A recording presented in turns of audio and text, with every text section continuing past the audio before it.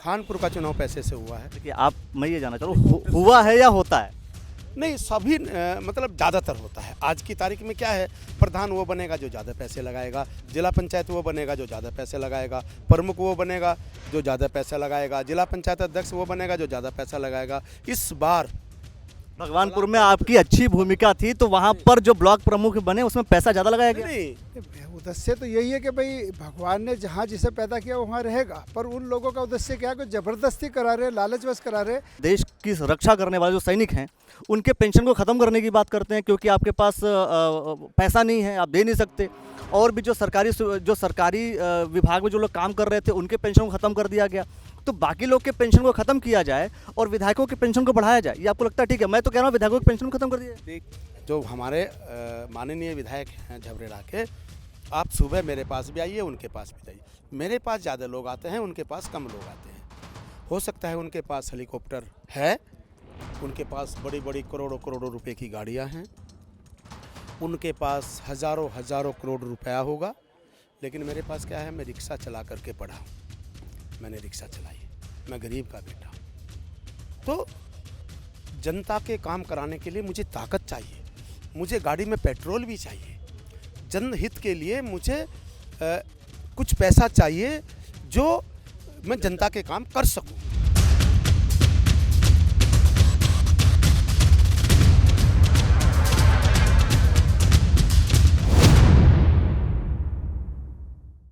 आज जो है प्रेस कॉन्फ्रेंस रखी गई है और प्रेस कॉन्फ्रेंस देशराज कर्णवाल जी ने रखा। पूर्व विधायक हैं झबरेड़ा विधानसभा के, अभी किस विधानसभा से चुनाव लड़ेंगे ये अभी पता नहीं है, इसके बारे में भी जानकारी लेंगे। लेकिन आज का जो उद्देश्य है प्रेस कॉन्फ्रेंस करने का वो क्या है? देखिए, आज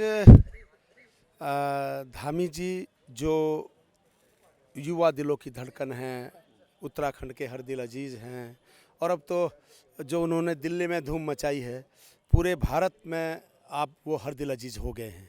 धर्मांतरण कानून, क्षैतिज आरक्षण महिलाओं के लिए जो वो लेकर आए हैं, वो ऐसा लगता है अब कि पूरे देश में उनका ये जादू अब चलेगा। उनका ये काम, जो ऐतिहासिक काम है, वो अब पूरे देश के सामने है। तो धर्मांतरण कानून को लेकर के आपने प्रेस कॉन्फ्रेंस की है? हाँ, बिल्कुल। क्षैतिज आरक्षण, जैसे मैंने कहा कि बाबा साहब भीमराव अम्बेडकर, पंडित दीनदयाल उपाध्याय, जिन्होंने अंत्योदय की बात की, जिन्होंने महिलाओं को सशक्तिकरण करने की बात की, जिन्होंने समाज को जोड़ने की बात की, तोड़ने की नहीं। धर्मांतरण कानून से समाज टूटता है, तो वो टूटे ना।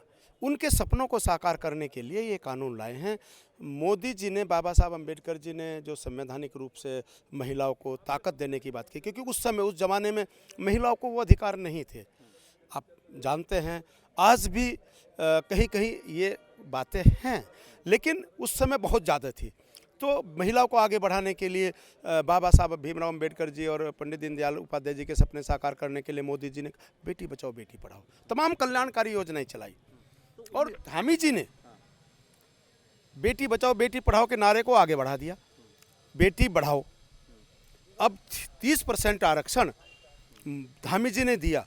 तो ये ऐतिहासिक काम है, पूरे देश में ये मिसाल कायम की। और हमारा उत्तराखंड राज्य पहले पायदान पर आ गया, पहला ऐसा मुख्यमंत्री, ऐसी सरकार जो देवभूमि की सरकार है। ये जो धर्मांतरण कानून बना है, अगर मान लीजिए कोई हिंदू से मुसलमान बनने की तरफ जाता है उसके लिए है, हिंदू से ईसाई बनने के लिए जाता है उसके लिए है, या कोई अगर मुस्लिम से हिंदू बन रहा है या ईसाई से अगर कोई हिंदू बन रहा है उसके लिए है क्या? देखिए, प्रलोभन से और ज़बरदस्ती, जो भी धर्मांतरण होंगे, चाहे वो किसी धर्म से किसी धर्म के लिए हो, ठीक है ना, वो गलत है। और उसके लिए सज़ा जो मुकर्रर की है धामी जी ने, पूरी ताकत के साथ 3 साल से 10 साल तक की सज़ा, 50,000 रुपये जुर्माना, 5 लाख रुपए तक पीड़ित व्यक्ति को, परिवार को देना, ये बड़ा ऐतिहासिक काम किया है। इससे धर्मांतरण रुकेगा। लेकिन उससे आइडेंटिफाई करने के लिए आखिर कैसे आप ये जस्टिफाई करेंगे कि ये जो धर्मांतरण हुआ वो ज़बरदस्ती और पैसे के बल पर हुआ? वो जांच का विषय है ना, वो तो पुलिस उसमें जांच करेगी, क्योंकि ये एक्ट बना है, अधिनियम बना है। तो इसमें पुलिस जांच करेगी और जांच में जो दोषी पाया जाएगा उनके खिलाफ कार्रवाई होगी। जबराड़ा विधानसभा के आप पूर्व विधायक हैं और पूर्व विधायकों का एक संगठन बना, उस संगठन को लेकर के भी तमाम लोगों ने प्रश्न किया आपसे, मैं भी सवाल करूंगा, लेकिन मैं ये कहूंगा कि उद्देश्य जो है बेसिकली उस पूरे संगठन का, क्योंकि गैर राजनीतिक संगठन बताया गया कि भाई गैर राजनीतिक संगठन है, लेकिन उस संगठन में सिर्फ स्वहित को मुझे लगता है कि प्रायोरिटी पर रखा गया शायद। स्वहित की तो बात सवाल ही पैदा नहीं होता। लाखीराम जोशी जी इस बात का भी जिक्र करते हैं, उन्होंने कहा कि पूर्व विधायकों के पेंशन और उन्हें ऋण मुक्त जो है, मतलब जिसके अंदर ब्याज मुक्त जो है, हमें ऋण देने का भी काम करेंगे, और पूर्व विधायकों की कोई सुन नहीं रहा है। क्या वास्तविकता है कि पूर्व विधायक को सुन नहीं रहा है? पहले बताइए। देखिए, सबसे पहले मैं आपको बताना चाहता हूँ, ये जो संगठन बना है, ये संगठन इसलिए बना है कि हमें पेंशन मिल रही है, 48,000 रुपये मिल रहे हैं मुझको, और बहुत से विधायकों को 70,000, 80,000 रुपये भी मिल रहे हैं, जो पुराने विधायक हैं, कई बार के विधायक हैं। तो हम जो पैसा हमें मिल रहा है, उसके एवज में हम क्या करें? जनता और सरकार के बीच सेतु का काम हम करें। संगठन का निर्माण उस उद्देश्य को लेकर हुआ। एक तो मैं स्पष्ट आपको ये कर देता हूँ। दूसरा, रही बात पेंशन बढ़ने की बात, वाकई कम है। 48,000 रुपये आपने देखा है, पूर्व विधायकों के पास आज भी मेरे पास ज़्यादा लोग आते हैं।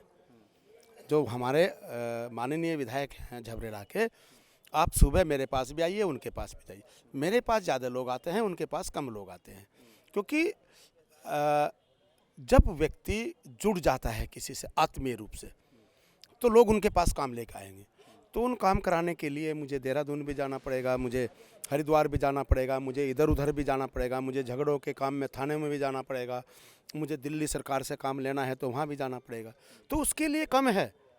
जो लोग ये कहते हैं, जिसकी बात मैं जनता जिसे नेता मानती है उसके पास जाएगी, उसमें कोई दिक्कत नहीं। आप विधायक रहे हैं, विधायक रहते हुए आपने कई लोग के काम किए होंगे, उस आधार पर जनता आपके पास जा रही है। लेकिन सवाल तो वही है कि अगर हम पेंशन की बात करते हैं, एक तरफ जब हम देश की रक्षा करने वाले जो सैनिक हैं उनके पेंशन को ख़त्म करने की बात करते हैं, क्योंकि आपके पास पैसा नहीं है, आप दे नहीं सकते, और भी जो सरकारी विभाग में जो लोग काम कर रहे थे उनके पेंशन को ख़त्म कर दिया गया, तो बाकी लोग के पेंशन को ख़त्म किया जाए और विधायकों के पेंशन को बढ़ाया जाए, ये आपको लगता है ठीक है? मैं तो कह रहा हूँ विधायकों के पेंशन को ख़त्म कर दिया जाए। देखिए, आप जो कह रहे हैं वो गलत कह रहे हैं।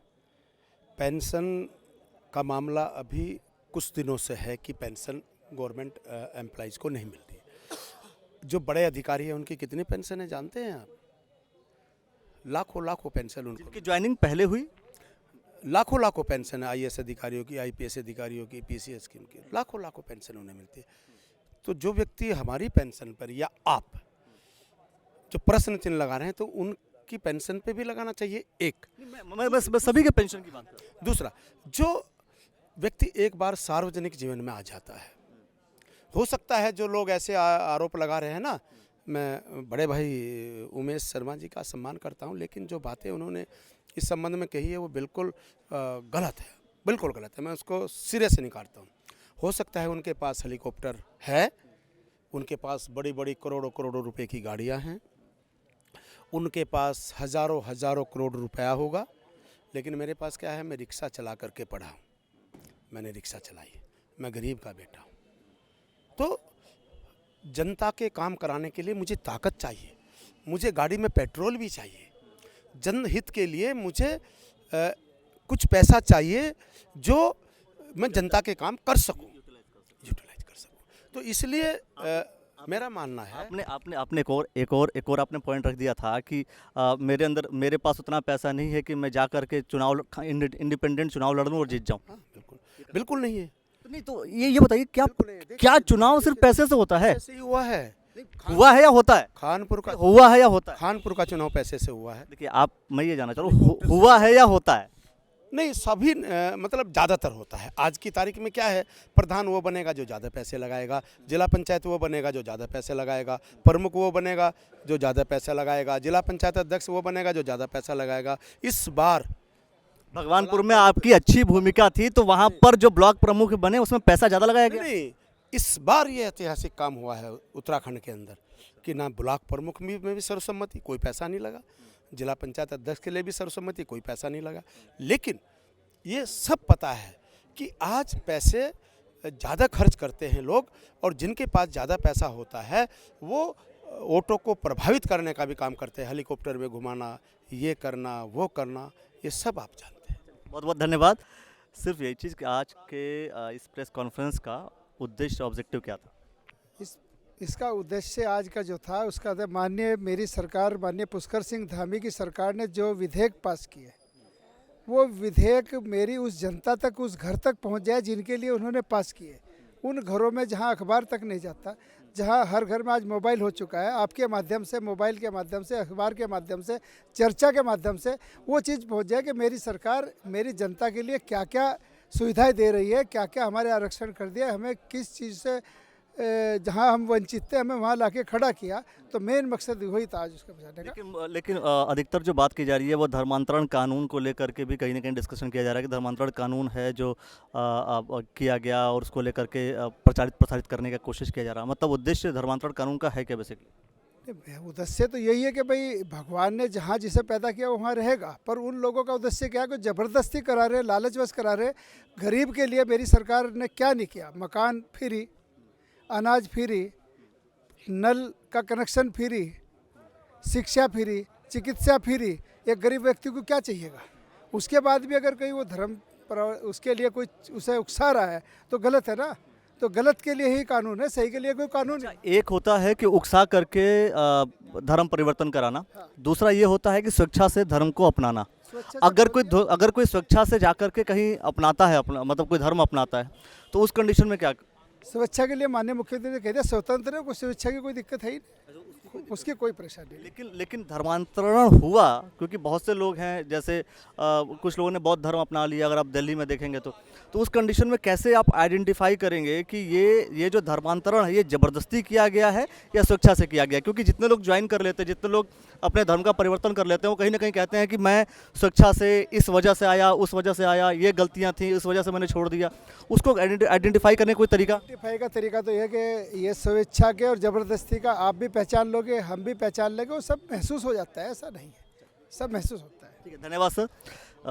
देखिए, धर्मांतरण कानून को लेकर के भी है और जो धामी की जो योजनाएं हैं वो योजनाएं जन जन तक पहुँचे, ये उद्देश्य है।